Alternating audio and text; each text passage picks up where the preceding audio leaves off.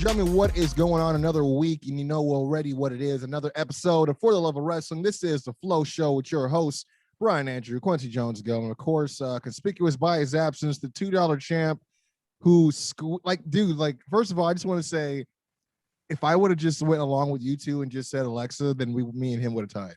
I literally lost by 1 point. Right, and you would have had champion's advantage. And the only thing I want to say is I think we both know it's bullshit because it was a match and then the ref was there and then the ref wasn't there and then all of a sudden the ref came back. But, you know, he's counting the 1, 2, 3 while like Bray's in the ring. So it's for whatever reason, no interference, no DQ. They didn't throw the match out. It was no contest like I thought, but, you know, whatever. I mean, I was like, this is selective refereeing at its best, but I digress because, you know, we got some predictions to throw down because it is stand and deliver week. I guess the go home week for NXT's big, I guess, WrestleMania debut, so to speak. They usually only do like a takeover like the night before. Isn't that how they usually do? But this is kind of like their own WrestleMania. They got 2 nights. I'm surprised it's on free TV, right? The first night is on USA, and then Thursday is on Peacock. Yeah. Okay, that's good. I believe technically the WWE Network's not around anymore, right? It's officially I don't know, it's supposedly like has its own thing. I haven't even taken a look at it, but all I've heard is bad things about it. Like the functionality of it is not even near how it used to be. Like everyone's like, dude, you guys made all this money just to pretty much go back to square one. Because I remember when the network first came out, the navigation was horrible, but it was, you know, it is what it is, you know. And then they had to put the content on, make sure it was accessible for not only like several different platforms, but different cell phones, how it's going to appear on different cell phone web, you know, the sources and stuff like that. The foreign stuff, like, you know, like just there's so much like stuff that goes into it. So I get it. But it's like, dude, you guys finally kind of had it at a good spot, and then you guys now it's like shitty again. So it's like I don't know, and then you know then they're taking everything off of it like that's considered offensive. So I've used Peacock a few times, and Peacock is clearly behind other streaming services in terms of like their functions and stuff like that. Because what else is on there? I mean, obviously they have like their own shows on, you know, their prime time. The NBC stuff, like they had is there any sports on there by any chance? I believe they have the Premier League on there. Okay, because I remember the back in the day was the whole NBA on NBC, you know, and so I'm like, I was wondering if they were going to get any like sports rights to anything. They have soccer and I believe hockey on there. Like, I don't know if hockey's on. So the two sports I don't watch. That's why I've only paid $250 for like 3 months or whatever it is. Oh man, but I mean I'm gonna check it out. I already switched over to Peacock. I've been getting the emails from WWE officially, and I'm just like, dude, you guys just wasted a lot of money, just I guess to make more money, whatever. You know what? Well, we got Baca in the waiting room. I actually wanted to ask him about some of these things. Get his take. Let's see how quick he sets up his microphone. Oh, he's still in the airport? I don't have any headphones, sorry. Are you still in the airport? Yeah, I just got off the plane right now. Are you guys recording? Yeah. Why don't you drive to Vegas and save some money? It's $45 for a plane ticket, a round trip to Vegas. $45 to go up in there when you come down. But you don't want to bond with your friends? Honestly, though, that's better than that's like less than the gas money you'd have to put in there. So. I drove to Vegas one time, never again. It's just awful. 45 minutes. It's not that bad. I mean, I think it could be worse. I'm like Brian. Like I like the 3 hours to just like chill and just fucking clown around. You know what I mean? You can chill. Lazy? What do you mean lazy? I said you guys are crazy. Crazy. Oh, crazy because we want to create bonds along. Don't you want to stop by and look at some colorful rocks on the side of the road? Don't you want to stop and grab some beef? Don't you want to grab some beef jerky from some aliens in the middle of nowhere? You know what I mean? That's so delicious. It's one of my favorite. That's the only reason sometimes I go to Vegas is like, dude, so I can stop by and get some alien beef jerky. I don't know why people like beef jerky. Why? What? Have you had it? I don't get the fascination with beef jerky. I don't think there's a fascination. I think that when you're on the go and you need like a good source of protein, but you don't want to just eat like shit, you're like, hey, and it's good usually. And to be honest, you know, I think it's disrespectful that you're coming at Macho Man when he told me to dig it at a young age and to snap into a Slim Jim. So you better back up, sir. All right, Baca, do you have any words you want to say before we lose you? I don't think so because his mic is off at this point. Oh, okay. Oh. All right. And just like that, the show got better. That was the $2 champ. As you see, he's making his rounds, I guess, on his promo tour before he loses the championship. I hope. Fingers crossed. We'll see. I'm not going to lie to you. So he sent us his predictions ahead of time. He did. And I was like, there's, whoa, was he back? Oh, okay. And I was looking at his predictions and I was like, you know what, though? There's some of them on here where I'm like, you know what? He could totally be right. I was like, when he started watching NXT. Hey, right? I was like, huh. Oh, is he back? Oh, he's wearing a mask now. I don't know what happened, man. I'm sorry about that. I like how you went from I just wanted to check in the airport to the Uber. Just wanted to check in and say how great it feels to be the first 3-time $2 champ. It's really crazy that you guys dedicate your life to wrestling, and I do as well. Keep in mind though, I know by far more about wrestling. Can I ask you a quick question before you get super worked up? Go ahead.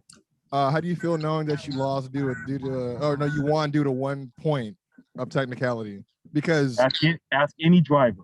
Winning's winning. Doesn't matter if you do it by. Okay, but let me ask you this, Baca. One of your reigns. But you realize we're 1 point off from tying, correct?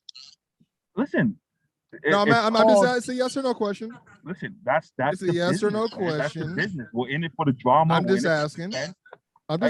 Winning's winning. I just want you to know that you know that I got my I'm on your heels. So I really it drives you crazy, Quincy, because you do dedicate your life to wrestling. No. The reason why it drove me crazy is because I should have gotten that point due to the fact that there was clear interference and the guy's still in the ring while the ref is making the count. So but that's wrestling, though. No, it's not. Man. Yeah. No, that's real quick.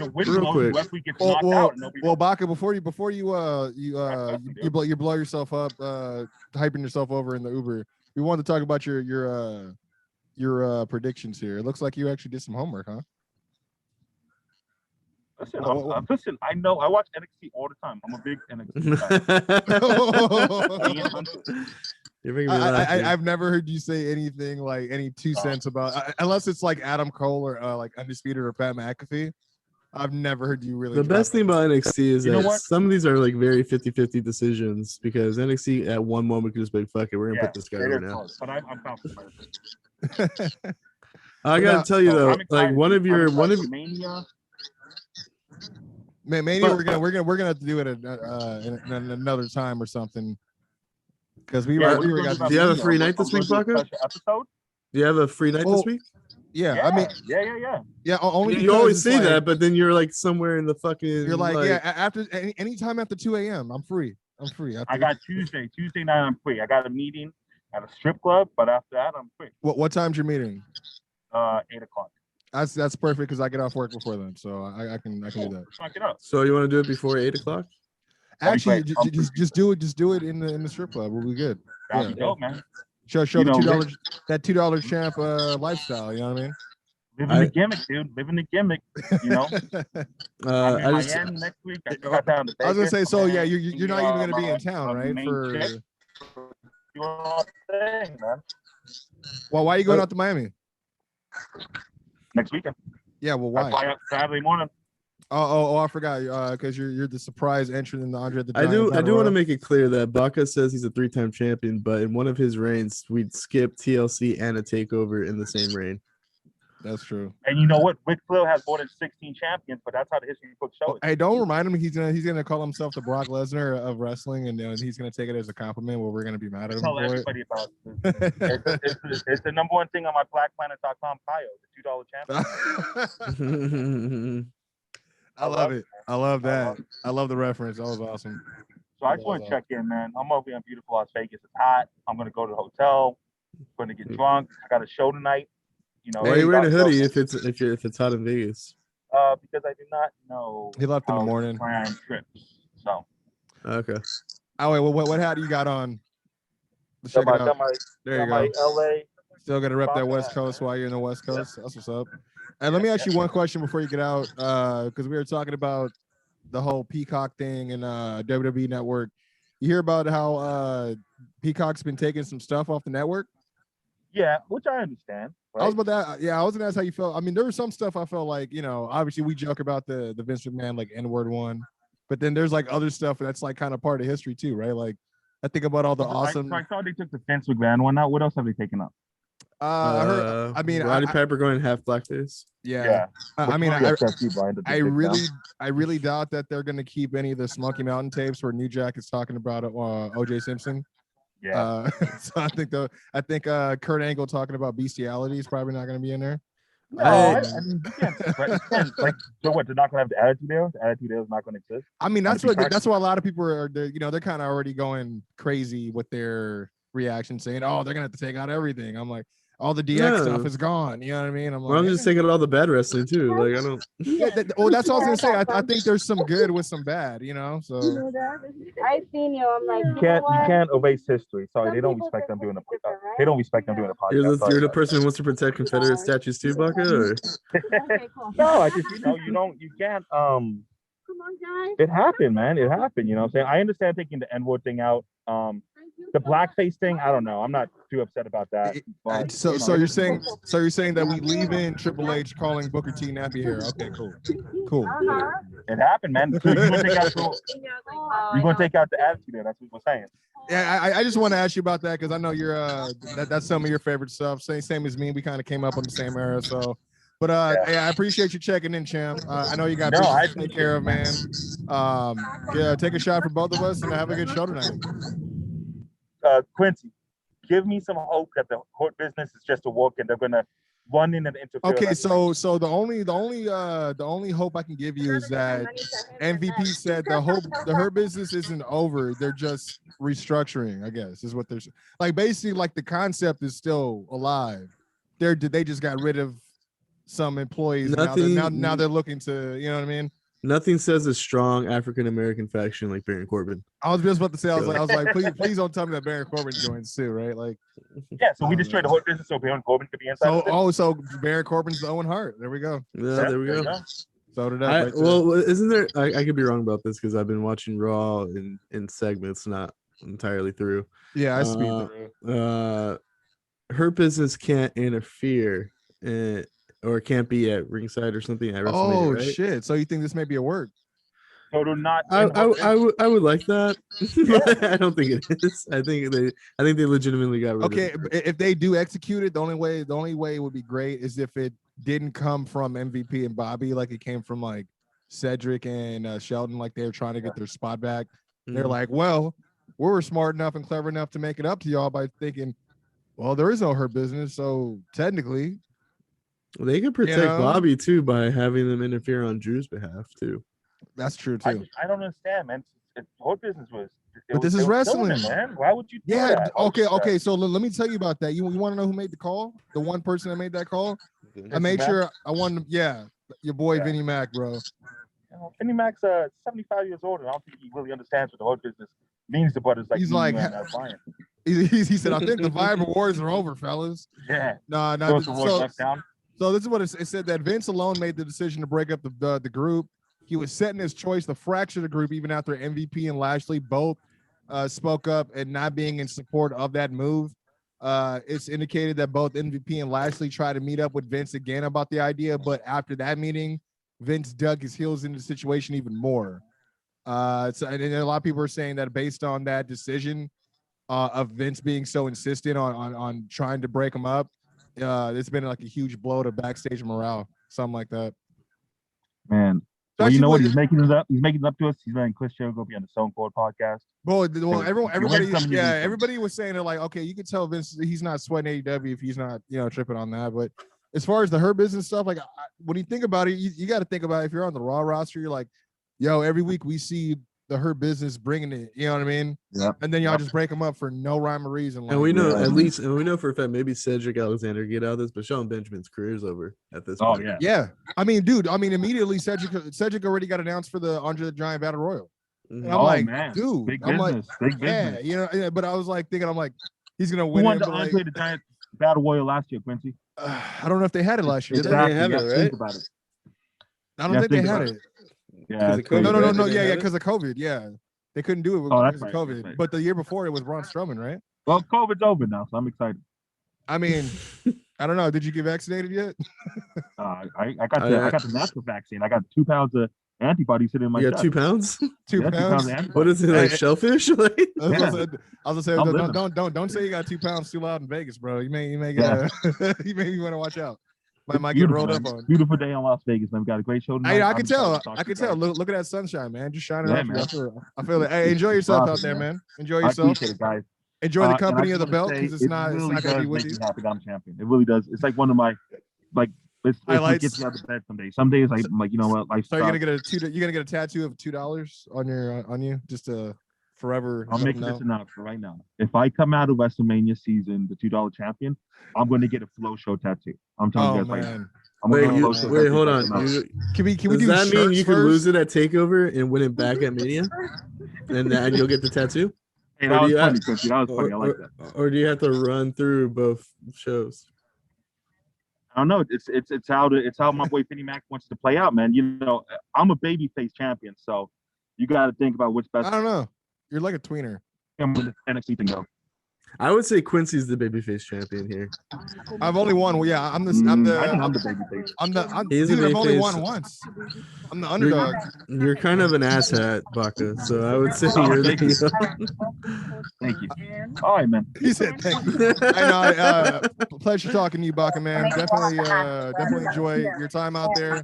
And we'll figure out next week. We'll talk Wrestlemania. Sounds good, fellas. Champion out. Peace. Okay, cool. All right. Yeah, I'm glad he was here because I did want to talk to you guys. Obviously, her business is a huge favorite for us. That's why I was like on the KJS show, we mourned them because it was like, what the fuck? What are we doing here, man? Raw has been extremely bad. I was gonna say it's been really weird the last couple of weeks. Like it's almost like they're panicking and don't know what to do. Like they're just like stringing along shows just to get the WrestleMania is what it feels like. I sound like a broken record, but like I said, this is probably one of the most the road to WrestleMania, in my opinion, is one of the most boring stretches of wrestling a year because we already know what's going to happen, and then it's just how they get there, and then they usually don't execute it very well. Well, yeah. I was gonna say, why do they always fumble the execution? Like even if we already know the end of the movie, they always try to do something weird to just be like, well, they know that this was gonna happen, but it's still like I'm like, dude, just leave it. Like if we already like swallowed the pill, they're like, this is what it's gonna be, and we just forced to pretty much sit back and watch as it unfolds the next week or a couple of weeks till we get there. Why you know what I mean? It's so like it's like with the Becky Lynch, Charlotte, Ronda Rousey thing. Like they were trying to do too many twists and turns. Like freaking M. Like Shyamalan, it was just like, dude, what are you guys doing, dude? Like it's you know, but like I don't know, I like this year is I don't know. I sometimes miss not knowing so much about the business, right? Like, because I didn't know about dirt sheets and rumors, and I would legit be surprised when people would pop up or when something happened, or legit disappointed when someone would lose or someone else would win. Now it's like, okay, I already know who's gonna win. Let's just see how we get there. And it's like, God, like, you know what I mean? But there's a difference between going to a movie and knowing, like, oh, it's fucking, I don't know, give me somebody. Arnold Schwarzenegger, of course he's gonna win. You know, he's gonna be the last guy standing. But let's see how he does it. You know. Well, for every superhero movie too, you know, by the end of the superhero movie, the superhero is gonna figure this shit out, right? Except for maybe Infinity War. I was just gonna say that was the only time. Like, it's funny you say that because I always thought, like, when I saw that movie, I'm like, damn, Vince would have been like, why are we not going to send the people home happy? That was the last time that the heels won at the end of a superhero movie. I was like, oh shit. But even then, like we always have this idea that eventually the superhero will figure out, but you watch it to figure out how they figure it out. Yeah. I mean that is the exciting part, the journey to get there, right? But but they don't make the journey exciting at all. Right. Like they made, like somebody made a comment about like even Bianca and Sasha, how they really could have went kind of like Rock and Stone Cold. Obviously, there'll never be another Rock and Stone Cold. I'm not saying them in female form, but remember when they had it was Jim Ross who had kind of like that shoot style, like interview with both of them in the same locker room, like, and then they were both talking about how I need to win this, like I want this more than you. Like, I'm going, when the bell rings, don't make no mistakes about it. I'm coming to kick your ass. I'm coming. Like, it seems so much realer, you know? And I'm like, yo, they really could have had like it seemed like a missed opportunity for them to like kind of do the same thing with them. I mean, I don't know, like the whole women's tag stuff seemed a little bit convoluted. It's like, why would we even, you know? And then she gets slapped by Sasha and just doesn't do anything about it. I'm like, this is so stupid. I'm like, what are we doing here? Like, it is odd, and I do feel like the WWE sometimes just needs to play the floor. Like, forget the ceiling. Don't try to like make this 10 times more special than it has to be. Like, if you just play the floor and just do the basics, you'll get to Mania and it will be good.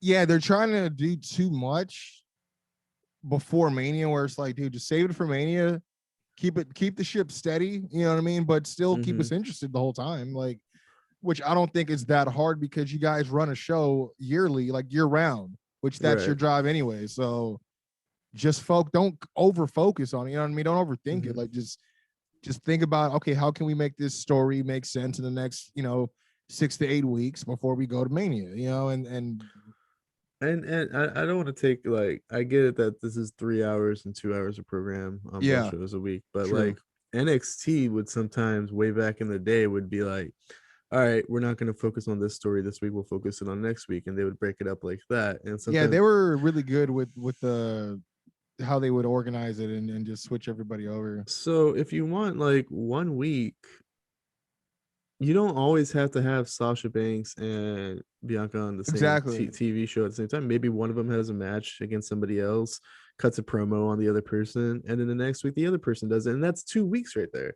Yeah, that's 2 out of the 8 weeks you needed. And then eventually they'll have moments, and then eventually it gets heated at the end, and they have I was gonna brawls say, and stuff like that. I feel like you would have an idea of how you would want the cliffhanger to be, that go home. So that week's already done too. You just have to figure out A to B, how do we get there? You know what I mean? Right. Which I don't know. Then again, I am speaking with Brian, the ultimate creative writer. So well, he makes it look easy. And the thing is, like, let's just be real about it. Like, the WWE set themselves up by actually, the WWE title picture at least has been interesting, even if it hasn't been perfect the last 2 months, right? Miz cashing in, Bobby winning the title. That few weeks stretch before Fastlane it was interesting and got you excited. Intrigued, I'd say the least. And then Drew versus Bobby, literally less than a month of booking you had to pull off. Less than a month. You didn't have to overthink it. You could, where they dropped the ball was making Bobby Lashley upset with Shelton and Cedric. It should have been that they're still a cohesive unit, and and let Drew run the gauntlet, I guess, against the Hurt Business before he gets to Bobby at Mania. Like, that's just the way. That's what I assumed was going to happen. I figured he might have one last run in with Sheamus or something, because there's another thing that they had this whole thing where he like kind of saved Sheamus the next night on Raw, but then like they never build up on that either. And I'm like, this is so dumb. I don't know why we keep spreading more seeds for a story that's supposed to be ending at Mania. Like, it doesn't make any sense.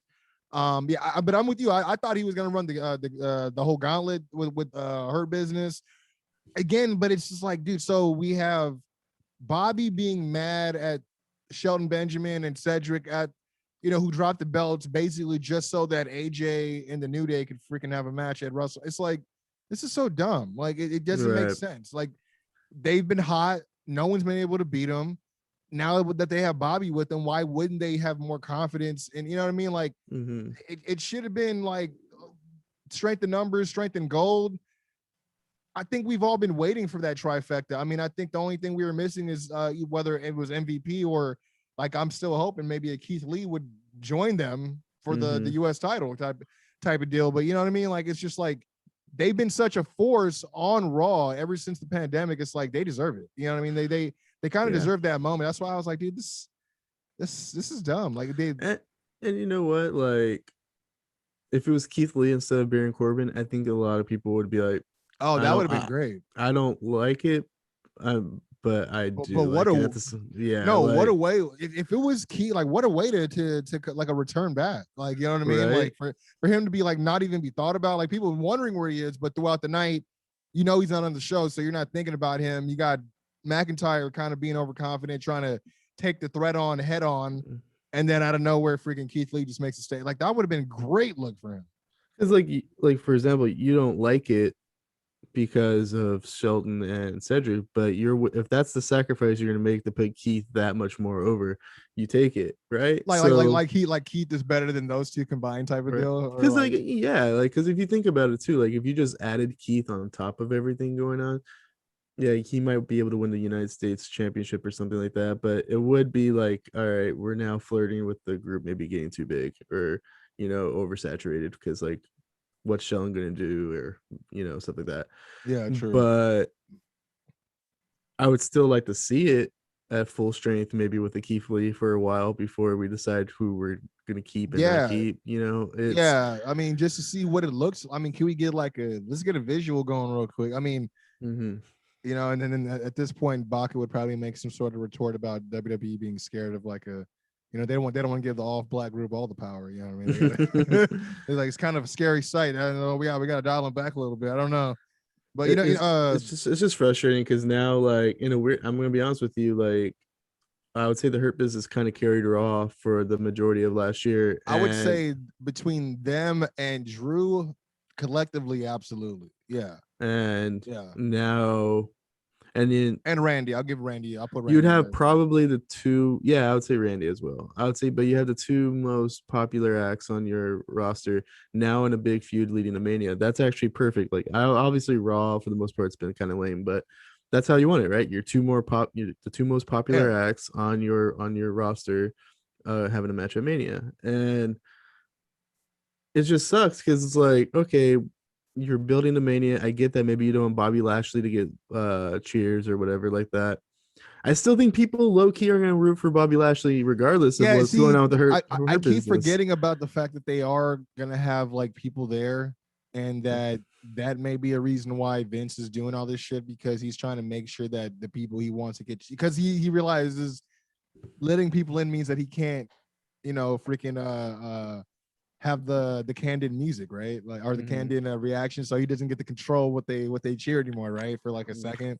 I don't know. It's like, it seems so, it's just whack. It's like, no, I don't want them to cheer for Bobby. Like right now, it seems like, oh, they're probably going to try to cheer for Edge, or they might cheer for Roman, but we're going to turn Edge heel so that we can make sure, you know what I mean? That they're going to be cheering Brian. And it's like, dude, all right, calm down. Like you guys, you can't do this. Like you guys are kind of doing the same thing on both ends of the card. You know what I mean? It feels like they've just been cruising with the Thunderdome, and now they're realizing like we're gonna have organic reactions now. But the thing is, they've had organic reactions for years with like John Cena and stuff like that, and they didn't give a shit then. So but I think that's the difference is like where they were forced into. I mean, circumstances forced them into a situation where they had to experiment with different ways of doing their show, and then they started doing this for them. For all you know, Vince could be like, man, these are the most obedient fans ever. I love this. Like, I don't have to like worry. They cheer for what I want them to cheer for. Like, who knows? Like, maybe they just never had a reason to even go that route, to even explore it, to be. I mean, and obviously everyone I've heard, all the performers, at least on the performer side, they've all obviously missed the live crowd and stuff. But one thing I did want to say is there was a talk that I guess WrestleMania is getting moved to the Thunderdome because it was at the Raymond Stadium or Raymond Jones Stadium or something like that. But I guess because there's a rise in cases in Tampa that they're supposedly going to be moving it to this the Thunderdome, and I'm like, what does that mean for the people that already bought tickets? I guess you just you give them their money back, right? I mean, unless they're going to be actually in the arena. But I was like, how do you guys try to figure out the seating and all that? You know what I mean? Like, they don't even have a Thunderdome right now, right? Where they at? That's what I was like confused at, because I could have sworn that was the reason why they already filmed the go home episodes of each show, because of the fact that they no longer had residents. Like, I think the residency ran out at the Tropicana. So I don't know. The Rays started their season, so they can't use the baseball field anymore. So so they I'm assuming they were probably gonna move to another Arena. Maybe they should go to Daly's place in Jacksonville. Right? Like, hey, can we rent this out? Like, and don't worry, we'll just have everybody come to the side instead of through the tunnel, so no one will know the difference. It'll be like Las Vegas WrestleMania all over again, baby. Man. Before we get into predictions, then I guess we should talk about it. Do you really think the Forbidden Door is really knocked down? I don't know. I think it's going to be interesting. I mean, we did mention it earlier on. I think what you're referencing is the whole Jericho on the Stone Cold thing. I think the reason why that's different is because the Broken Skull Sessions is not a WWE show. It's actually something produced on USA. So I think that's the one of the things too, where like, you know, there's where the creative freedom of who he wants on the show. But I don't know. It's weird because I don't know how much of his name he owns, how much of his likeness he owns, which is why I think he called it the Broken Skull Sessions as opposed to the Stone Cold podcast, because he wanted to make sure he got a bigger piece of whatever it was going to be. They don't own Broken Skull as far as I know, because that's his entire thing with like the licensing with the graphics and pro wrestling tees and all that shit. So, but I do believe the network, if they do have a say based on if it's going to be, no, it's not on a network anymore. It's on Peacock, right? So, yeah, I do believe so Stone Cold. Is this session going to be on the? Oh, okay. This is going to be on the Peacock because I know they've been playing some of the sessions on the USA at times, but okay. Because I do believe correct me if I'm wrong, you might know more than I do. They're all Broken Skull sessions, but there's ones that are primarily they put on the network. They're the WWE ones, and then there's the ones he does on the side that are his ones, right? No, yeah, because I know the Taker one for sure. Taker and the Randy Orton one were both, because they were like an hour and something long. So yeah, those both were exclusive on the network. So apparently Stone Cold texted Vince. Yeah, I heard about this. And Vince gave him the okay, and then he retexted Vince because apparently they're old and don't know how to use their phones. And then, the way they explained it was because Vince he's just so busy sometimes he'll just forget shit and he texts. I'm like, that's so weird. So he gave the thumbs up on it. It depends on how much AEW talk there's going to be, but I don't expect Stone Cold to hold back too much on that. But they might not go too deep into it. I don't believe so either, just based on the Dean Ambrose interview that they did, where it was it seemed like he was asking way more than Ambrose or Moxley now pretty much was accounting for, things that he was thinking he's probably going to keep a WWE. This is a WWE sponsored interview, and then he's asked some shit about his background and his growing up, and he's you can tell he's off guard, what the fuck, why are you asking me this shit? But then again, even on his actual podcast, he doesn't hold back either, so I'm thinking that we'll probably get a little bit of talk at this. To be honest, at the very least, we'll probably get some of it edited out. It is WWE. I mean, but then again, you think about who it is. It's Jericho, which is, he's only maybe 3, 4, 5 years removed from WWE when he was last there. You could go back and Chris Jericho could literally spend a whole hour on Chris Jericho transitioning from WCW to WWE, and then his runs and Fozzy.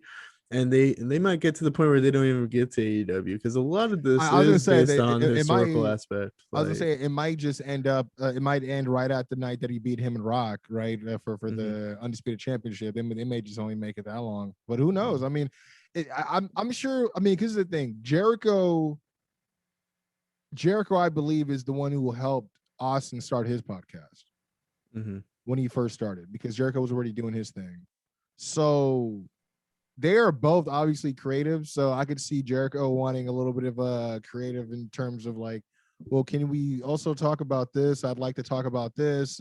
Maybe not so much talk. You know what I mean?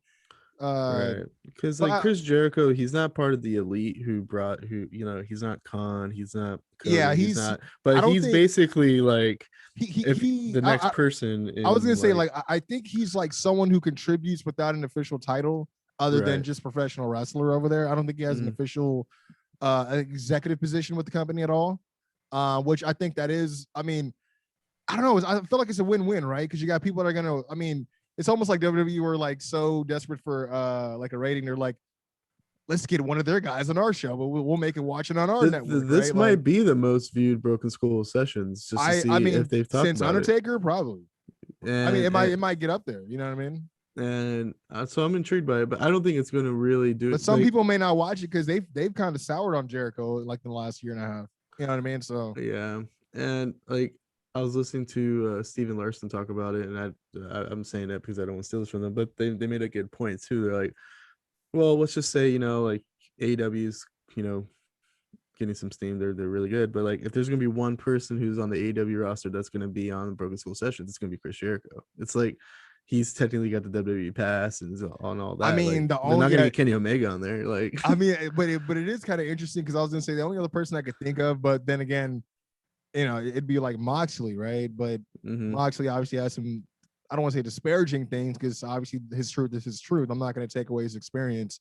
It may not be the same for everybody's experience there, but that was his experience, I'm sure they weren't happy about him saying certain things, but at the same time, I'm like, well, he said it on the guy's show that you have. Right. That's what I was thinking too. I was like, the one of the things that first, it wasn't about the AEW thing. It was more so that like Chris Jericho has created an outlet for people to talk shit on WWE. Yeah. And that more so should get him not on the show. But that's what I was thinking too. I'm like, because he's also at the same time has offered up his own opinions about stuff that's currently going on as well. So it's like, yeah, I was kind of surprised as well. But I mean, dude, definitely kind of broke the internet for what, a couple days or a day or two. I love the promo that they did. I'm pretty sure that was like Jericho's idea with the whole like countdown and them just kind of looking into the camera and stuff. I thought that was really good.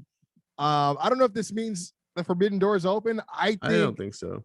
I will say this: Triple H did have, he does his media stuff. He did have like the promo calls, for Stand and Deliver and stuff like that. People were asked, dude. Some people were asking some dumbass questions. Oh, yeah. Like, dude, we definitely. I hear it's not that hard to get into some of these conference calls. We just got to figure it out where we could all get on the call and ask, get like, how do you feel that you drugged Stephanie McMahon and married her? Yeah. How does she feel knowing that you have a thing for necrophilia and Kane's ex-girlfriends?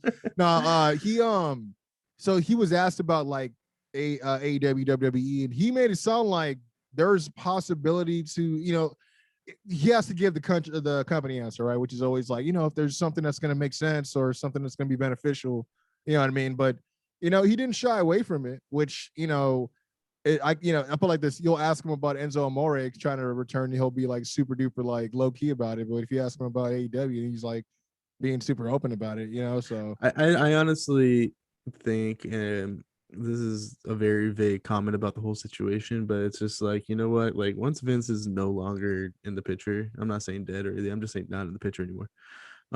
Yeah, I do think I'm not saying Triple H is going to be running the company, but he could. Minds like Triple H are going to be a little bit more open-minded about things. I'm not saying there's going to be a relationship with AEW or New Japan or anything. I'm just saying it's going to be there's a little bit more of an open-mindedness. I think that's going to come with a new person in charge. I would think so. I mean, I don't know how much of it was real, how much of it of him putting on, because obviously everybody's been kind of, I would say, in Triple H's face about the wars, to be honest, because of he's been more or less more vocal and at times on TVs, like, the Hall of Fame ceremonies and stuff, where he's taking pot shots at AEW, where it's like, that peon company, and all, or the pissat company is what he said. And then it's like, a year or two later, and he's like, oh, okay, maybe these guys actually got something. And then he sees people leaving and wanting to go over there. And it's like, I mean, I would think, I feel like this. If I'm part of the biggest brand of professional wrestling for the last 30 years, correct? You have you have so many things afforded to these guys now that they weren't afforded to back in the days, like the PC. You know what I mean? You guys could actually manufacture wrestlers at this point. Right. You got all these things, all this money, this exposure, this promotion, toys, merchandise, all this stuff. There's this dream job everybody wants, and then certain people get there, and then the fact that they want to leave, like they're like, fuck this, I don't want to work here anymore. Like, that's gotta wake him up a little bit. You know what I mean? To be like, it's one thing if it's one person, taking their ball and going home. But when you see like guys like Christian Cage going over, Paul White going, probably guys he respects. I mean, I don't know what he thinks about, what they're gonna do in their career in AEW or wanting to end their careers in AEW at this point. But he has to admit, like, okay, there's something, that I gotta at least respect, if not be worried about in this war when it comes to how things are going on right now. You know what I mean? Which I think that's him being more aware of that at an early stage makes him more prone to being open about working with them, in some sort of capacity later. Yeah. And to just throw us out there too, like there's been backstage reports in the past, especially with call-ups and stuff, that Triple H has been caught off guard by Vince McMahon and stuff like that, and not very happy with some yeah, like the talent he's kind of with like decision, right? It's like he'll bring somebody up without consulting him or something. Mm-hmm. Yeah, I've heard about a few instances like that. Yeah, the most infamous one I think to me was when they called up Ricochet, Aleister Black, Gargano, and Ciampa, and he was like told the day of or some shit like that. Yeah, and they brought him up, and then in the prime of the Gargano Ciampa feud, like they didn't even get a chance to blow it off yet. Yeah, and they're like being a tag team or something like. And the thing is, like, it was just like, yeah. And now look at everybody. So honestly, the only one that's really like flourishing, quote unquote. I mean, just because when you think of what everyone else is doing is Johnny Gargano, right? Right. And when we get to our predictions, though, we'll talk a little bit more about Ciampa. Because I was gonna say I don't see Ciampa being at the same stage as he once was, but I don't think that makes him, just because he's less popular doesn't mean he's not as much of a staple as far as what they got as far as names, top names, and on the card. But I don't know what he's doing right now.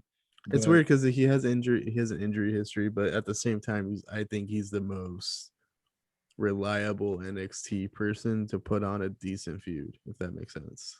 Yeah, I would agree. say, like, if you just needed to put a feud on at the last minute, Ciampa's the guy I would go to. And the thing is, like, he might hurt himself, and then you have to write him off TV for 3 months. But true, very true. But because he puts all he puts everything into it, and he's like, all right, I'm gonna get hurt, so just unsanctioned, cool. Hey, we're gonna tear it up, but just make sure you guys give me some months to heal up. I need some PTO. Yeah. So I'm gonna need some acupuncture, some I'm gonna need a little everything, man. You want to get into the predictions? Yeah, let's do it. I'm gonna pull it up right now. I actually did myself the favor of writing down my points and my picks already, so. I actually thought about it, and then I thought about it some more today, and I was like, all right, I'm gonna do this a little bit more. If they stop adding matches, right? I mean, it's fine, they could add matches, but some of them I'm like, dude, this is a week build. Like, okay, cool. Like, it's a week build and a week as in like 7 days. Right. Oh, there you go. Double entendres. But the thing is, like, I would say every match on here, except for maybe one, in my opinion, all the matches could go either way, except for I believe one. Yeah, there's a few. I think there's maybe one or maybe two. I mean, obviously based on how we individually feel, but that you're like, oh, this can go. Oh no, this person's not going to win. You know what I mean? Lose and shit like that. So, but I do like the matchups. There's a few. I keep forgetting that there's a ladder match on here. That's the one that I kept forgetting about. Yeah. This is gonna be pretty decent. This is their first time doing this. I have a feeling we're all gonna have different picks for a lot of these matches, and that's gonna make it very interesting. Yeah. I definitely try to. I mean, it didn't help that Baca thinks he knows NXT now, but whatever. But I'll kick it off. We'll start with night one. Mind you, I don't know the match order. I think I heard that the women's championship match is gonna headline though for the first night. That makes sense. So I'll start with the match that just got most recently added. Pete Dunne versus Kushida. I'm gonna do Kushida for 6 points. I do see that Baca, he did Kushida for 7 points. So both people could deserve a win here. And I'll be honest with you, it would be super NXT for Kushida to lose. Like, that's the most NXT thing you could think of, is for Kushida to lose this match. All they've done with Kushida is build him up just to stall him out, and then his momentum just fizzles, and then they do the same thing. So it depends what they want to do with him after this. But I would say Pete Dunne already had kind of his moment at the last takeover, though. So I'm probably gonna go Kushida as well. I was I was thinking like I wouldn't be mad if Pete Dunne, like I'm picking Kushida because I want him to win, but if Pete Dunne won, I was thinking that he was going to be in the gauntlet, to be honest. I thought him picking the North American Championship as his new, I guess, hill to die on, supposedly you want to call it, like with him being this the best technical wrestler. It's like, oh, what a way to showcase and prove why then freaking defend the North American Championship, because then the guy who has to beat Pete Dunne and all the joint manipulation, they're going to be made. You know what I mean? So I also think, to be honest with you, just being real about it, is they could have done Pete Dunne versus Kushida in the gauntlet. They didn't have to do it as a separate match. They could have saved the one-on-one match for maybe if the one of them that's beats very Johnny true. Gargano later. Or that's very true. Because dude, the fact that I couldn't believe that Leon Ruff was one. I was like, really? Why? Why are we doing like why? Like why are you letting him on this card? Like, I'm not trying to hate on him, but I'm like, what has he done? I mean, like Swerve, I was like, oh, that's a nice surprise. I mean, even though he hasn't really been able to get out the blocks ever since the LDF feud, but it's like, damn, so we don't have him. We don't have who else was eliminated? Kushida was out. Roderick, right? Or did he not? Oh, Roderick, yeah, he ended up not even, he just left. Yeah, he didn't do it.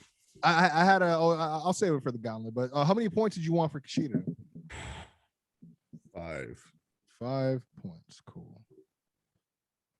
Next, we got the first championship match of the night. We got MSK versus I call it the battle of the acronyms. MSK versus GYV versus LDF, or the Grizzled Young Vets and Legado del Fantasma for the NXT Tag Championships. Believe it or not, I'm gonna go LDF for 1 point because something tells me that I think it'd be kind of cool if them and Santos kind of piece up on their gold. That would be actually really dope. I'm gonna be honest with you. When something like this happens last minute,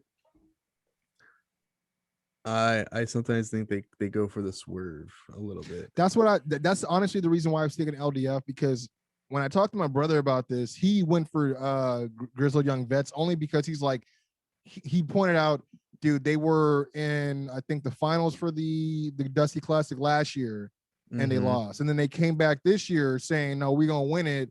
Then they lost again. And he's like, dude, like they keep putting on these good matches. It's like, I don't like they're going to have them lose big twice in 1 year and then have them lose this big title match. He's like, I think they may walk away with it. But on the other end, I'm like, I feel like the only reason why we got this match is because was it one of the guys from MSK got injured? So we had to push the match back from the originally when they were supposed to get the shot. And then of course, Danny Burch also got hurt. So now the titles are in the air. So it's I mean, a lot of people think that this is just, okay, well, we'll just have MSK win it. You know what I mean? Right. Well, Baca thinks so. He got it for 2 points. So I don't think that's the case though. I think Danny Burch and Oney Larkin maybe would have dropped the titles to MSK. I do think Grizzled Young Veterans should have won the Dusty Rhodes Classic, but I think there's more of a story to be told if the Grizzled Young Veterans win and MSK has to chase the titles versus where I was thinking the same thing. Yeah, and then like who's going to chase the titles at that point? We've had I'm going to go Grizzled Young Veterans. So we all chose someone different. That's cool. How many points would you like? And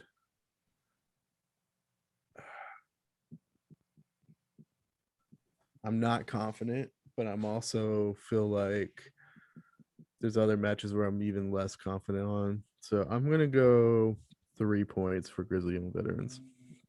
Yeah, that's why it's funny when you said that we're gonna do a total of 10 confidence points. I was like, do you want to do 10 or do you want to do a total of 5 per night? But I was like, yeah. I mean, it's not like we're, because I was like, it's not like, after night one, like, oh, like say if like I'm winning, I'm like, oh, I guess like I'm the champ for 24 hours. You know what I mean? It's the whole, I guess, collectively, right? So so next we got the 6-man gauntlet. Let me see if I remember everybody. Dexter Lumis, Cameron Grimes, Swerve, what's his last name again? I forgot what they call him. Swerve Scott. I was like, I just call him Swerve. We got Leon Ruff. We also have Eli Knight or LA Knight, and then was it Bronson Reed? Yeah, Bronson Reed. I was surprised that Bronson Reed got the nod here. I'm going to go Dexter Lumis. Okay. For 4 points, only because I look at the layout and it's like you take Cameron Grimes out and you take out, it's like, yeah, you take Cameron Grimes out, everybody already has someone they have a problem with. You got Leon Ruff and Swerve, you got Bronson and LA Knight, and then you got Dexter, who has a problem with the current champ already. No one else has any history with Johnny. And then you got Cameron Grimes, who's just kind of like, he just keeps bouncing around, like, because he's flat doing the money gimmick, you know? Right. And I also don't see him booking a heel versus a heel, which I figured that's like kind of wrestling 101. Mm-hmm. So I don't know why Baca picked Cameron Grimes, but he picked Cameron Grimes for 1 point.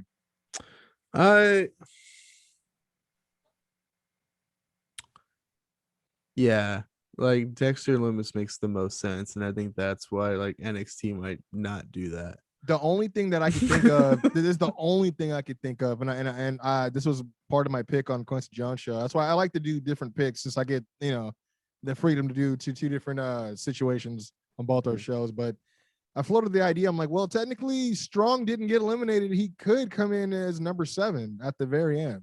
That would be really cool. I mean, if they did that, but I'm like, well, why have him go home all dramatically for a week? You know what I mean? Right. If he's like so spooked out of armbands and t-shirts and if anything, he'd get involved in the Adam Cole. And we figured either that or maybe Bobby Fish finally comes back and sides with one of them. You know what I mean? Right. Only because obviously Bobby Fish has the relative history, long history with Kyle O'Reilly as a tag partner. And if he were to turn on Kyle, that'd be like, whew, kind of storytelling 101. But yeah, so who are you thinking for the gauntlet? I have Dexter for 6. I feel like it makes the most sense if I had to double down on it. My only thing is it better not be rough, dude. I swear to God. I'm like, we're gonna revisit this shit. It starts with Ruff as number 1, right? Yeah, and it's Ruff, Swerve, Scott, and then it goes Reed, and then Grimes, and then Dexter. So yeah, I was gonna say I don't see Dexter running the gauntlet. No, but he is one of the last few people in there. And the thing is I don't see LA Knight getting this shot so quickly, but we've seen things like this happen with Karrion Kross. You know what I mean? Only a few matches in, and then they already have like their first championship match. But at the same time, he just lost to Bronson Reed. So I don't know. Right. He just did the job to him just for what, so he looks pretty good going into the match as an option. Or I mean, I don't know. It's, you know, it's always goes back to what have you done for me lately? You know what I mean? I can see Austin Theory though beating up Lumis, and then LA Knight getting a cheap win. See, I was hoping that he would win, and because I really wanted to see how this finger poke of doom was going to go down. But the funny thing is, in terms of the most credible person in this match, it is technically Cameron Grimes, and he does have a gimmick that's annoying enough to maybe branch off into a feud with Johnny Gargano after Takeover. The only reason why like I thought that he would be a good pick, because it's like on top of the money gimmick, now you can build off of it. Now you're a North American champion. You can go on like the Cameron Grimes North American Money Tour or something and show all of North America why you're the guy. You know what I mean? Whatever they want to do with him, he can do it. But again, it's just that psychology that you don't normally get, which is heel versus heel. You know what I mean? Right. That's the only thing. The reason why I was like, because I had to take out the heels out of the situation, even though it did kind of tease LA Knight and Gargano at the end, just because he's like the last guy in the gauntlet. So he obviously automatically thinks it's a walk in the park for him, but no one else was on the mic with him. You know what I mean? So that's interesting as well. Cameron Grimes though has the potential to be a heel with babyface reactions. I know he's a heel, but when he cuts a promo, I end up laughing. You know what I mean? He's entertaining. He does what he does, man. So Baca could be right, but I'm gonna say, like, if we're just sticking to the script, it's probably Dexter. Like, that's what I mean. I think that's the only thing is, like, he hasn't had a championship match yet. he's had so much issues with the Gargano, like the way and the whole Gargano's like stable, but he has never been, had a match for the championship. So that's the only thing I'm like, well, that's probably what we're waiting on, right? I mean, why are they still hanging around? Why are they still mentioning him? I don't understand it. But that's just the only thing I was thinking about. But next championship match we got going here. This is Walter, current NXT United Kingdom champion versus Tommaso Ciampa. I mean, I honestly I had the same identical bet as Baca here. And, me too. I have 10 points. Yeah, for Walter, right? I'm not gonna lie to you, I was really hoping Baca doesn't watch enough NXT that he would have gave like Walter maybe like. He's like, who the fuck is Walter? I don't even know who Walter is. Oh, Ciampa's got that shit, like. yeah, right. Like he's like, oh, who's this Walter guy? Are you in the fucking UK? The only thing, because going back to Ciampa that we were talking about, is this is not going to happen because if Walter's going to drop this title, it's not going to be to Tommaso Ciampa. But I don't see Tommaso flying to the UK to. I mean, the only thing I could think of is if they did a couple of NXT tapings in Orlando, NXT UK tapings, in Orlando, following this, and letting Ciampa drop the title in 2 weeks if you were to really pull off the upset here. Because it adds an accolade to Ciampa's career, and it kind of brings a little bit more credibility back to Ciampa because he obviously needs it, and it might bring some eyes to the UK brand. That's not going to happen. I'm just throwing things out there. Yeah, just hypothetical. I mean, because I tell my brother, I'm like, at this point, I'm like, what else does he have left to accomplish? I mean, so I could see him potentially winning that title, but. Again, only like a week's time of freaking like build, 2 weeks build. Like I don't see it. I don't see him beating Walter. He's just way too small, man. But if it was at that point in his career where he's like, dude, I've pretty much faced everyone at NXT, like I'm gonna go, bow up my skills, you know what I mean, and go to test my strength and my talents against the UK brand. I can see that as a way for them to try to get more eyes on it, especially if they wanted to do like a Takeover UK in another month and a half, and he drops the title to somebody or Walter again. I could see him dropping it to like what's that kid's name?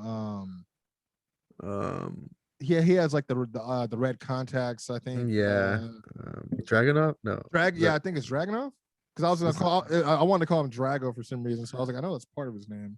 Yeah, it's something like that.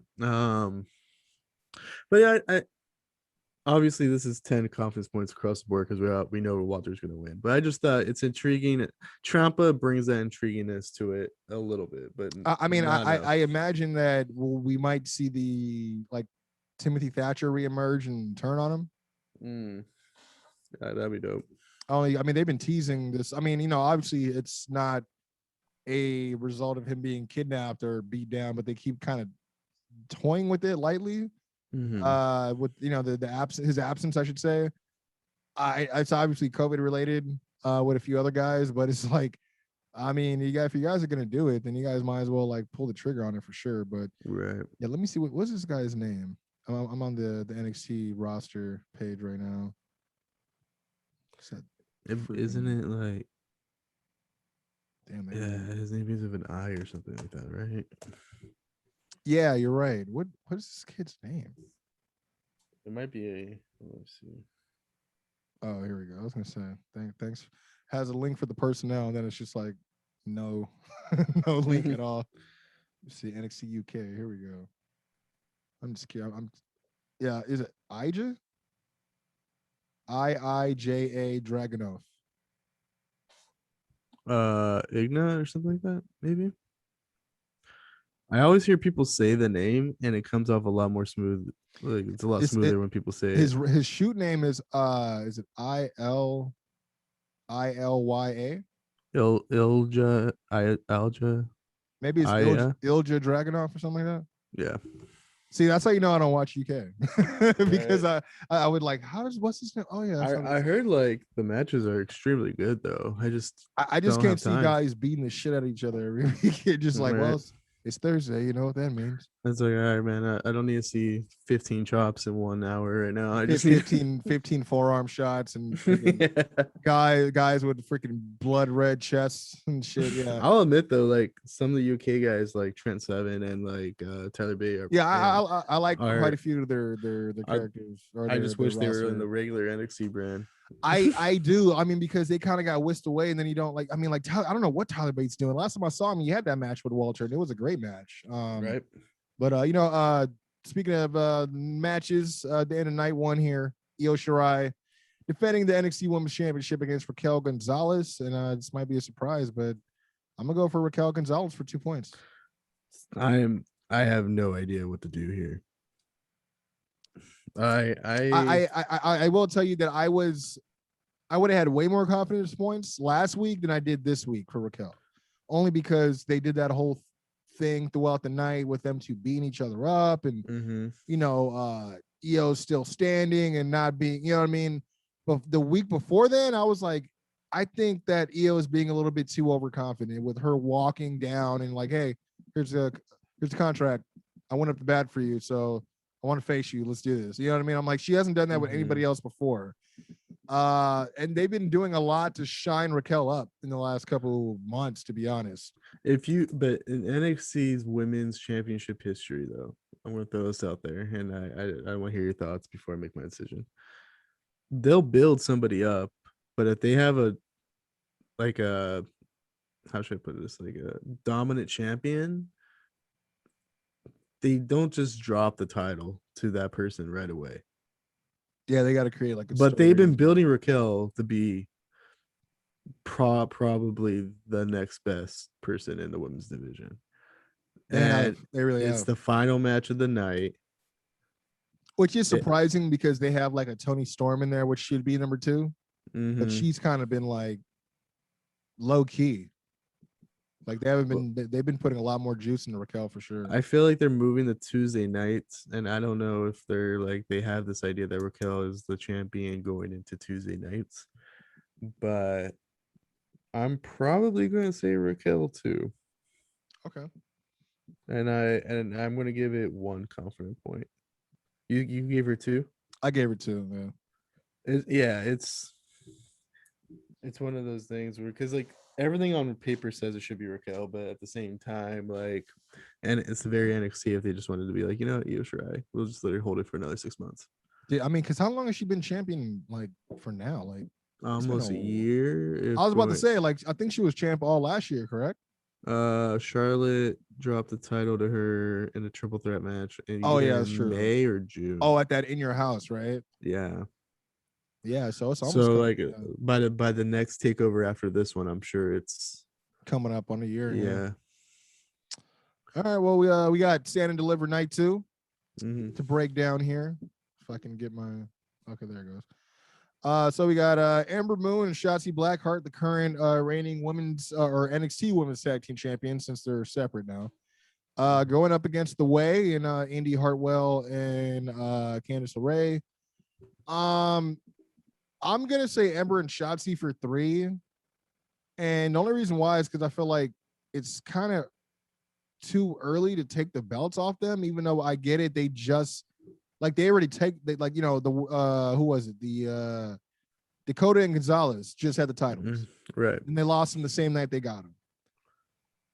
Doc was saying, well, when you remember back in the Attitude Era, that's what was one of the more exciting things is you would watch Raw or the SmackDowns because people could lose a title anytime, whether it was the tag titles, Intercontinental title, like people were like picking them up. But I was telling them, like, yeah, I don't see them trying to hot potato these championships though, kind of the same way that they did. I mean, that's kind of what killed the women's tag team championships originally when it was the Iconics, and then Sasha and Bailey won them, and then they didn't hold them for what, like only a month, and they people got tuned out, But and the only reason why I brought up also the Dakota Gonzalez thing, losing the title, that's why another reason why I think Raquel may win, and why they had her taste gold for like only a night, and then they took it back. You know what I mean? I agree with that too, because I feel like they did that to build her up. Yeah, but at the same time, it's. I mean, I've noticed that Dakota has been slipping into the she's been slipping into the background role lately. You know? My thing is, well, you mentioned though, you have Toni Storm, you have technically Ember Moon, and you have Io Shirai still. Mercedes Martinez, yeah. You have a stacked women's division. Well, actually, they I guess we're gonna have Taya come soon too. She'll probably premiere on Tuesday, right? Right. So if you think about it, it kind of puts NXT in a corner though if they put the championship on this fresh new talent, and then she has to run the gauntlet against what we would consider maybe more credible wrestlers right now. So you would think maybe Io Shirai should drop it to like a Toni Storm, who already kind of has a credible reputation. Yeah.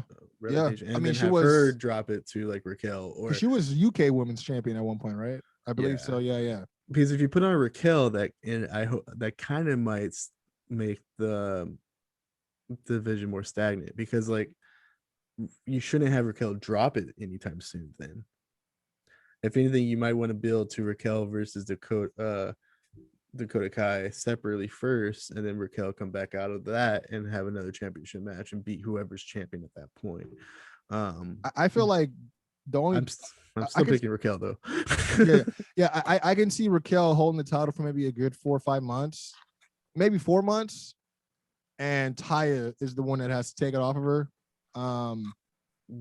I hear what you're saying about her having to run the gauntlet against all these more or what appears to be more credible competitors, but at the same time, if she's able to actually beat them, which is possible because given her size, she can do it very convincingly.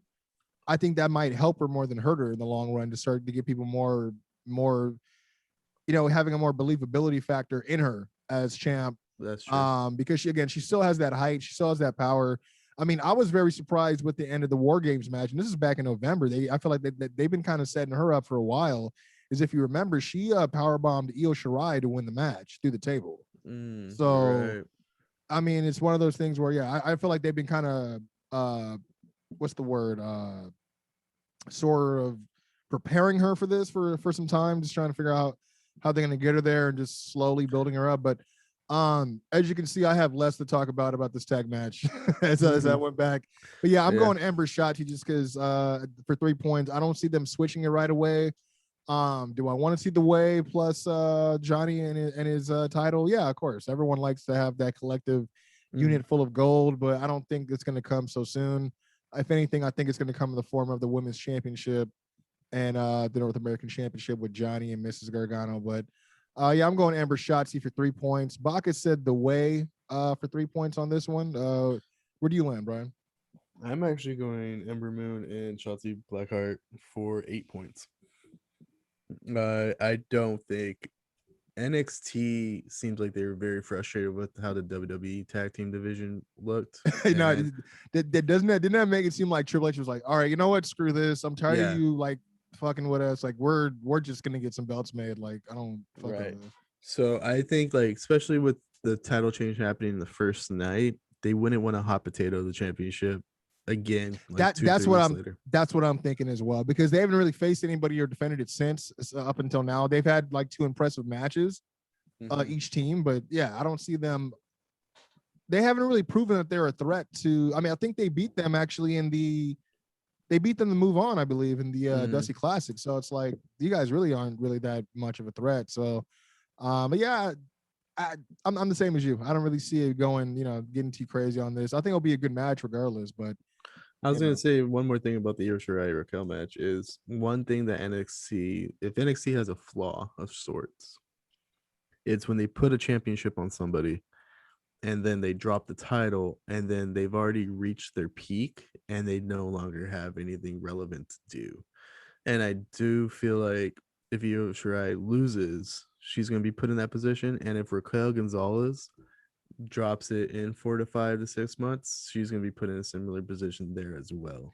Yeah, we were talking. Me and my brother were like trying to figure out like, well, if Io drops it, then what's next for her after this? I mean, I would think probably a rematch, but then so if she doesn't win, or if there is no rematch, then what did she do? And the only thing I could think of, I was like, well, I could see her possibly, and it's a stretch, but it gives, it helps her elevate somebody else. Maybe she goes up against Xia Li with this whole thing that they're doing. You know what I mean? I can honestly see, and I'm being honest with you, Io Shirai might just straight up not come back. Like her contract could be up soon or something, and just straight up go back to Japan. That's like, very true too. Yeah, there was rumors of that last year before she won. I mean, when you think about it, like, dude, Kairi Sane, she just vanished. You know what I mean? And they didn't have to explain it. Like she's gone. And then, but then again, no, Kairi Sane, she had the title for a while in NXT as well, so it wasn't like she was nobody. Right. But Io's been so dominant. I don't see them being able to fill that void if she were to leave. So. But then again, they did sign up quite a few more females in this class this year. They got Taya coming on the way. They're building up Zoe Starks, obviously. So, yeah, there's some good matches they could put on. It's just in terms of striving to get something. I do feel like in NXT there is a little bit more value in the wrestlers that are still chasing instead of than the wrestlers who won and then now don't know what to do with them. Yeah. So because Raquel Gonzalez is still young enough where she could still chase, in my opinion. I think that's why I was making that case earlier, even though I picked her. No, that's very true. She's come a long way. I got to give her props because when she first started, I was like, oh, I remember her from the Mae Young Classic, but I was like, so they kept her. And then from that till now, it's like, oh, you know what? I mean, the fact that I'm going for her to win the title, like, obviously, next match we got Adam Cole versus Kyle O'Reilly, unsanctioned match. I put Adam Cole down here for 8 points. Baca did Adam Cole for 9. Okay, so this is gonna probably make or break the entire card. I'm gonna pick Kyle for 4 points. That's a smart bet, to be honest. I it's an unsanctioned match, so technically the winner does not win. So if I was booking this in general, I would have been like, I see what you're saying, because it's like he could still get the win on Adam, but mentally, but like, actually real, when it comes to the record books, it's like, nope, it never happened. Right. Yeah, I could see that. Adam Cole should win at least the first 2 matches, and Kyle O'Reilly should win the last match or something like that. If they're going to book it that long. If they don't, then it's fine. So my take is Kyle wins this match, but it doesn't count. So Adam Cole could still win technically the first 2 encounters when they have matches later. And then Kyle wins again at the end. And then it's kind of 2-2, but really it's still 2-1 Adam Cole.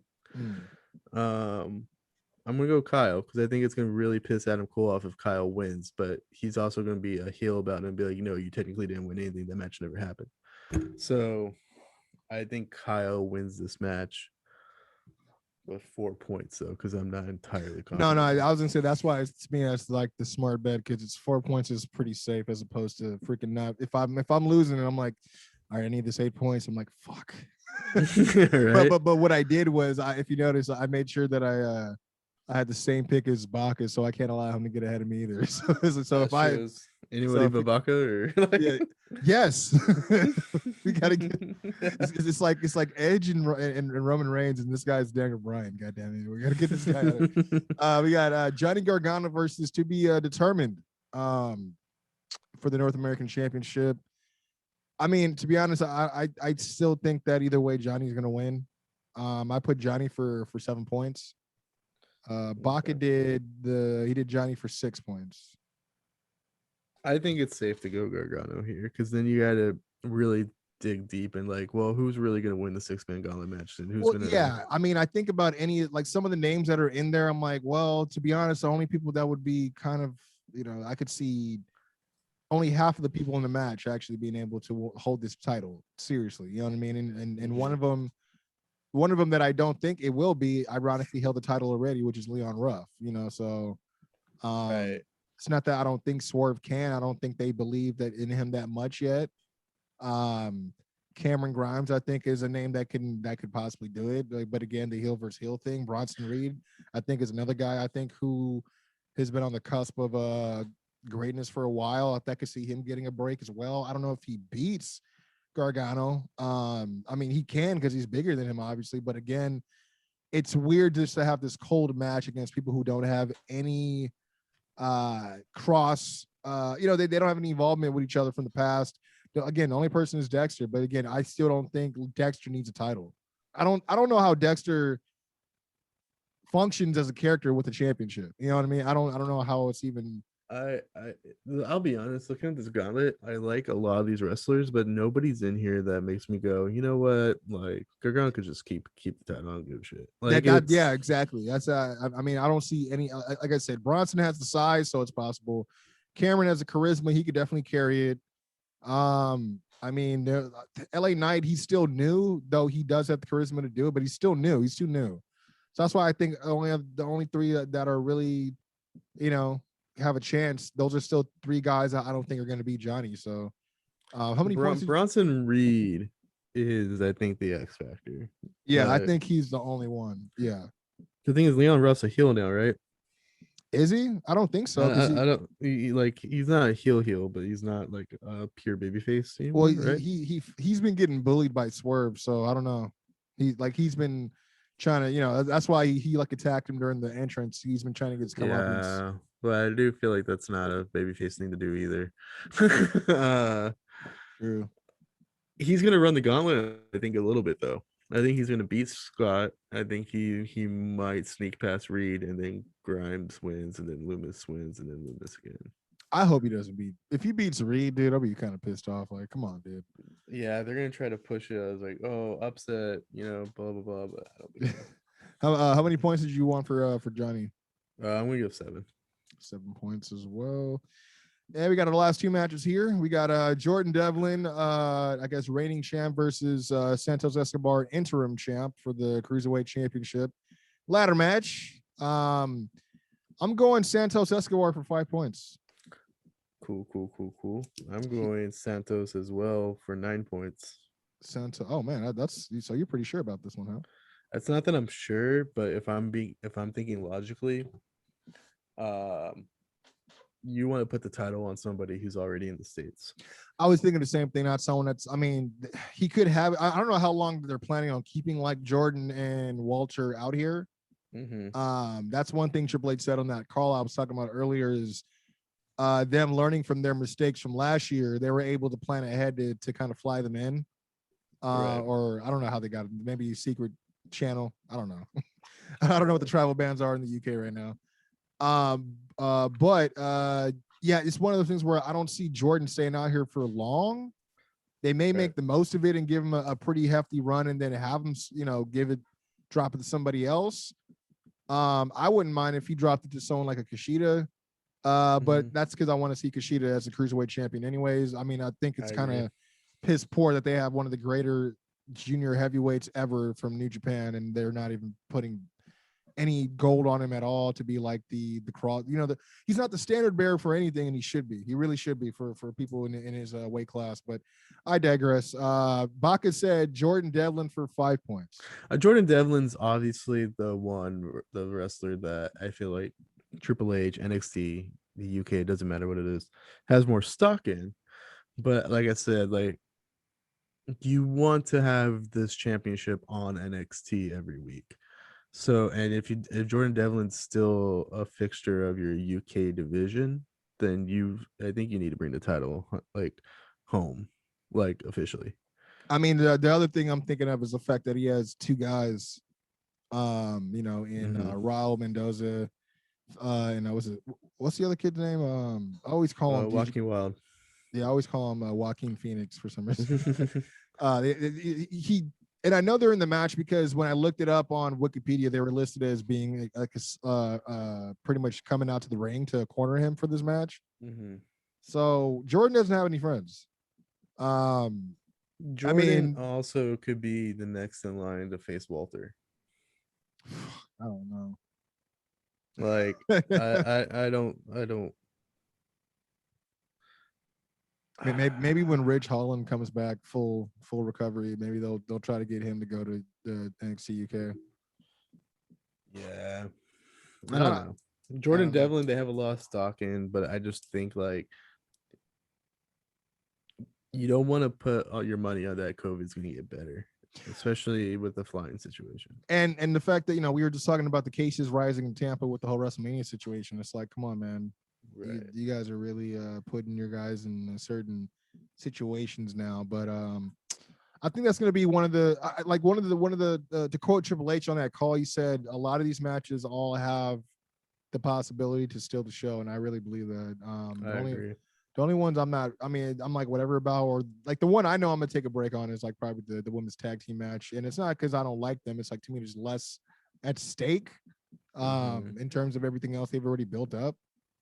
I'd also probably make the case that Johnny Gargano versus the Gauntlet Eliminator winner. I'm gonna be a little like. Yeah, I mean, because I was thinking Walter and Tommaso, but I'm like, I kind of want to see those slaps though, so I'll probably check that. You know what I mean? And it could honestly end up being like a 5-minute match, or it could be like a 25-minute match. You have no idea. Like you don't want to miss it. So well, we got the last match here, one we probably don't want to miss as well. I went back and forth with this, but I had one pick, but I decided, you know what, for the sake of the future of the championship, I am going to be a leech, and I'm gonna pick the same as Baca. Finn Balor, reigning defending NXT champion, going up against Karrion Kross. On the Quincy Jones show, I said Karrion Kross just because I was thinking about. No. Actually, no. I'm wrong. I initially said that, but then I was thinking I can see him possibly if he doesn't lose and has to chase the belt again as he turns into the Demon Finn for one last time.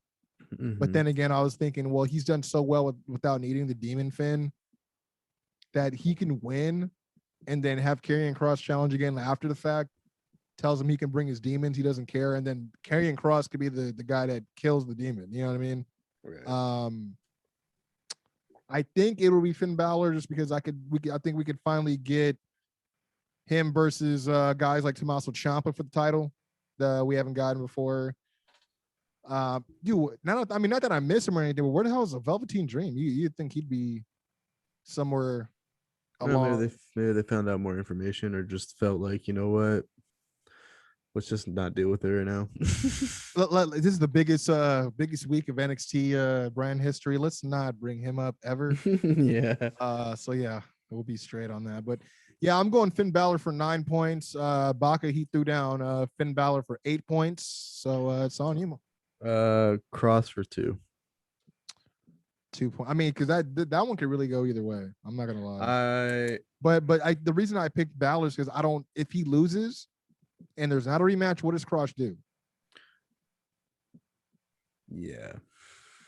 My thing is I really want to see Finn Balor versus Walter for the UK championship, like what we were supposed to get. Yeah, I forgot about COVID. that. I really want to see that. But they could also do champion versus champion and just make it like but I really want to see Finn Balor because I think Finn Balor being the UK champion for a little bit would be really awesome. But I still expect Walter to win that match too if I had to make predictions on that. Yeah. And if you put both belts on the line, I don't know if you want Walter as double champ. Right. Especially if Walter can't work too often. Yeah, Cross. I think they really want to put the championship on him. He was supposed to be champion. But he got hurt. The only thing I could think of though is maybe Cross goes up to the main roster after Mania. He's got a really cool entrance though, so you would think you want to do that with fans, and I don't know if they're going to have fans after Mania. Do you think they're gonna have fans that stand and deliver? I mean, other than the usual talent that's like in the crowd? I think it's just gonna be the regular talent. I don't know. I mean, I guess when you think about it, what would Cross do as a North American champion, to be honest? He'd just be fighting guys smaller than him. I mean, maybe that's another part of the problem is a lot of the guys that they could put him in there with, they're too small. Johnny Gargano, Ciampa was an exception. I was thinking the only thing I see is like Ciampa and him going head up again, like they did, from the original fight they had. But other than that, I don't know who else is who has the stones to go against Karrion Kross. You know what I mean? So the main roster that actually may be pretty close for him. You never know. I do think Karrion Kross, and I'll admit maybe LA Knight kind of fall into this thing too, is like very good wrestlers, but NXT kind of has this workhorse environment Yeah. And to me, they're not very workhorsey wrestlers. And yeah, they're more like Cross specials is more special attraction. Eli, he can always come down and cut a promo, but it should feel special when he's on TV too. So I feel what you mean. Like Bobby Roode is the only person that I feel like in the NXT era who won a championship and was still cool and credible, yet he worked a very main roster style. Yeah, because he there would be weeks where he's just cutting promos. He's not even, he's not fighting. He's not doesn't have a match. I don't want to see Cross. I'd rather have Balor be champion, but if this means we get Balor versus Walter for the UK championship in another few months because, COVID kind of lifted, then I'm cool with it. But if this just means Balor's just going to be doing Balor stuff. But the thing is, Balor doesn't need the championship to be doing Balor stuff. Whereas I feel like Cross needs a championship to be doing stuff. That's very true. Because Finn's character is just so captivating without the belt, that you're going to follow whatever it is he's going to get into. But his journey to get the belt was like, he's rare, because his journey to get back to the belt and then his journey to defend the belt at any cost has been very intriguing, very interesting to watch, very entertaining to watch. I don't know. It's just one of those things like you said. Now, I mean, you got my mind spinning about that main roster thing, because obviously Randy Orton's already reached out via Twitter. I mean, it doesn't hurt to have Randy Orton being someone to sing your praises publicly on social media for the company, right? So, right. And the thing about Finn Balor, though, is like he's been a very reliable champion, but he also feels like he's a temporary champion, even though he's held it for so long. Yeah, I mean, I just think there's way more possibilities for someone like Finn than there are for someone like Cross. I don't think that they're not bleeding. They're not hemorrhaging baby faces right now where they can have a whole bunch of people to line up for Cross. Most of the threats that they would have had for Cross are gone. Like, Dijak wasn't even there. I mean, he was, but he got choked out. He's gone. Keith Lee's no longer there. You know what I mean? I don't know who. Bronson Reed, possibly. Dexter Loomis, maybe. But are any of them, were any of those two be even considered on the same playing field as Cross, with the way that they put so much stock into him from the beginning?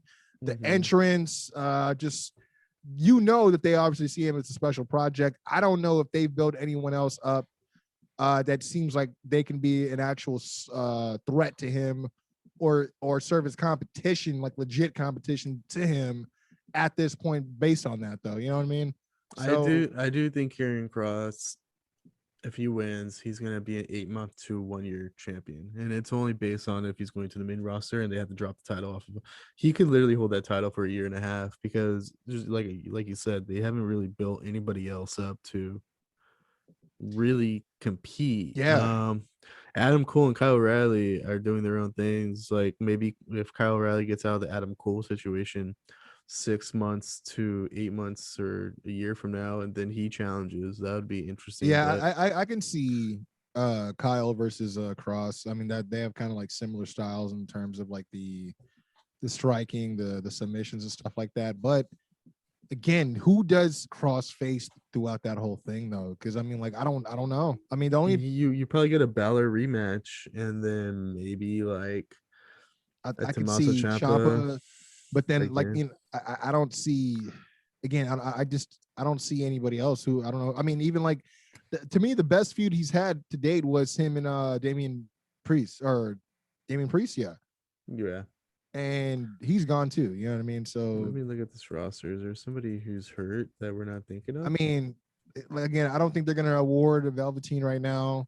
I don't know if they sign anybody major, unless someone's going to debut at Stand and Deliver, which, I mean, is they usually do show people in the crowd, but like I haven't heard anything of anybody worth it, if that makes sense. So I mean, it'd be dope if it was Ellie Dola in the crowd. As like, I'm back in NXT, bitch. I trolled you all. That would be cool. I wouldn't be mad if it was him versus Karrion Kross. I'm sure they have like some some history in AAA or Mexico or something. I do think Timothy Thatcher would be a really cool interim match in the middle somewhere, but like we all know he wouldn't win. Yeah, that's the only problem. And too bad Kona Reeves has a torn labrum. Kona Reeves? Yeah, Kona Reeves. He's the only other guy that's believable now. Size wise, no, but like that's what I'm saying. I think I see a Bronson Reed. I can see Dexter Lumis getting there just because they're two polarizing characters. You know what I mean? They can probably do something with that, but like, yeah, I don't see anybody else. I don't see anybody stepping up. That's the biggest thing. I don't see anyone's character step like even Adam Cole. I don't see Adam Cole believing in himself when he looks across the ring at someone like Karrion Kross staring back at him that he can beat him.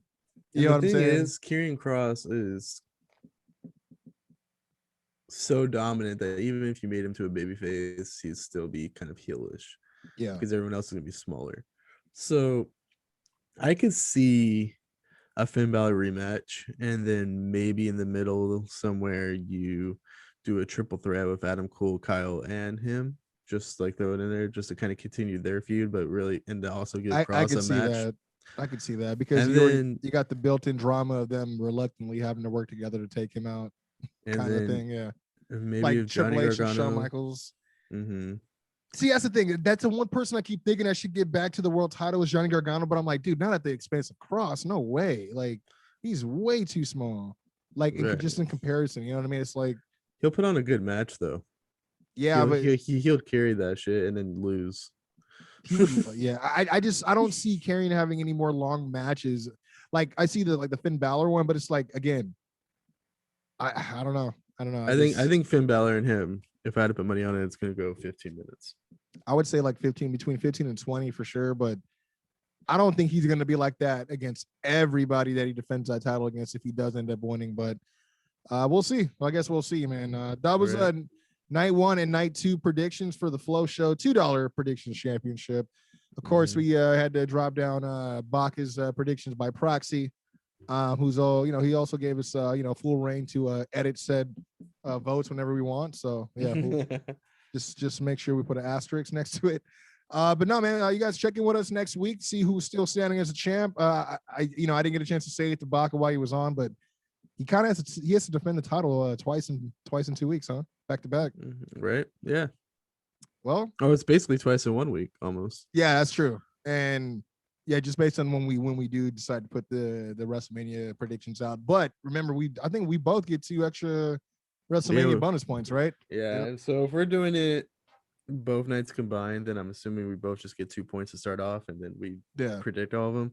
If we were to do it separate, one night and then one night, then we'd have to figure out who gets night. I would think we would do it the same as we just did this one.